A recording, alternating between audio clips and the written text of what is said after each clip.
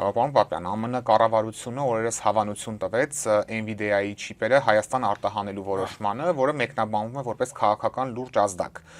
Անձամբ ինչպես եք գնահատում այս որոշումը, արդյոք սա նշանակում է, որ հայ-ամերիկյան հարաբերությունները եւ համագործակցությունը նոր մակարդակ են թևակողել, եւ այդ թվում սա տեղի ունենում Փաշինյանի վարած քաղաքականության արդյունքում, ինչպես մեկնաբանվում է։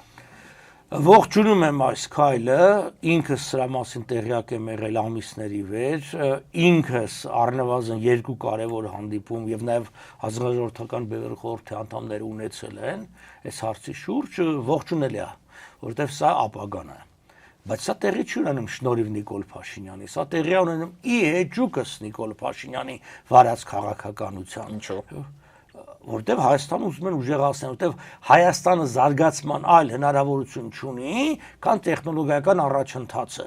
Իսկ Հայաստանի գոյությունը, ինքնին գոյությունը եւ հզորացումը